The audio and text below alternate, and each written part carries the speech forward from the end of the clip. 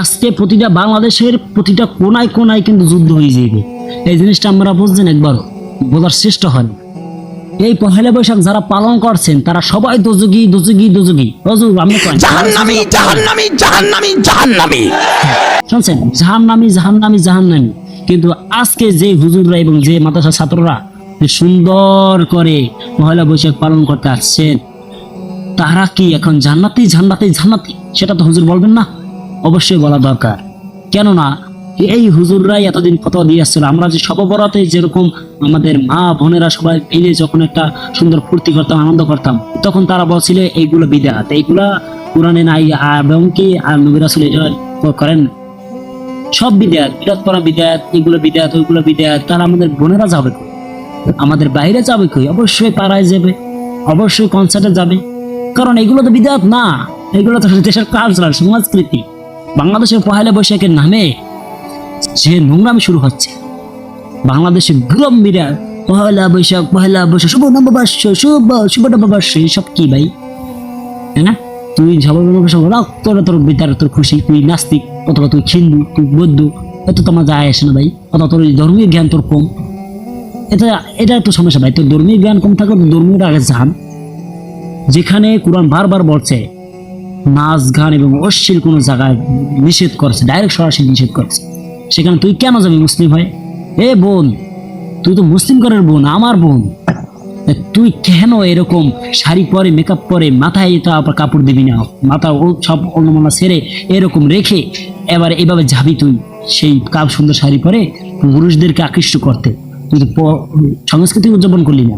সংস্কৃতি ওইটা না ভাই, সংস্কৃতি ওইটা না। সংস্কৃতি হচ্ছে তুই সেরা জামাকাপড় পরবি। সংস্কৃতি যদি পালন করতে তুই সেরা জামাকাপড় করবি, তুই কৃষকদের মতো চলবি।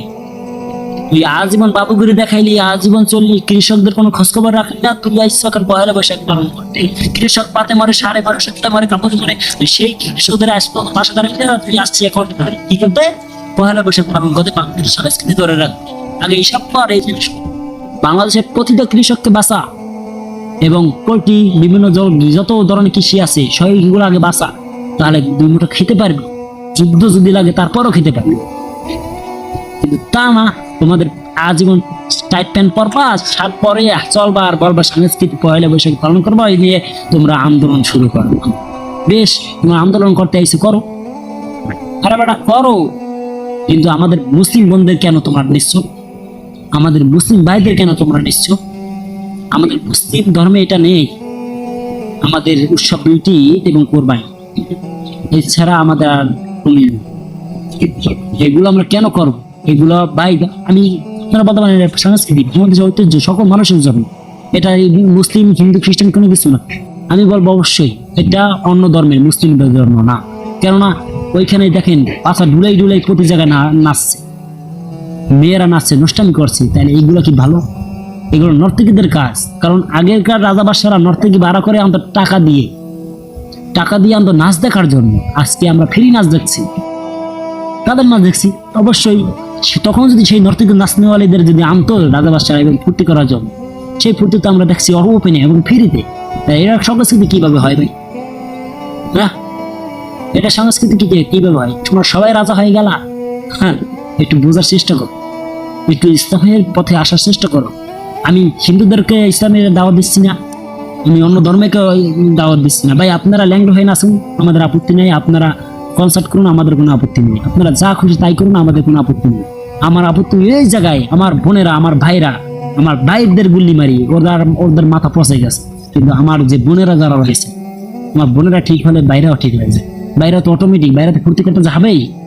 ভাইরা মানে কোরআনে বারবার বলছেন, যদি একটা মেয়ে যদি জানতো একটা ছেলের চোখের যে চাহনি কত বড় ফেতনা, তাহলে সে মেয়ে নিজেকে এমন ভাবে ডেকে রাখতো, চার দেয়ালে ডেকে রাখতো, কখনো পুরুষদের সামনে আসতো না।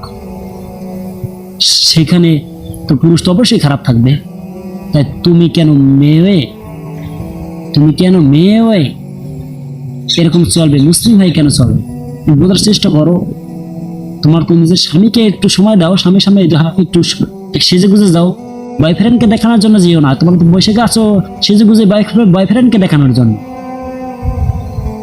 আর দুইটা প্রেম করার জন্য। দেখি দুইটা মানুষ পড়াইতে পারেনি, বিনা টাকা বিয়ে বইতে পারে নাকি? এসব বাদ দাও, ভালো হয়ে যাও, সুস্থ থাকো, খুদা হাফেজ।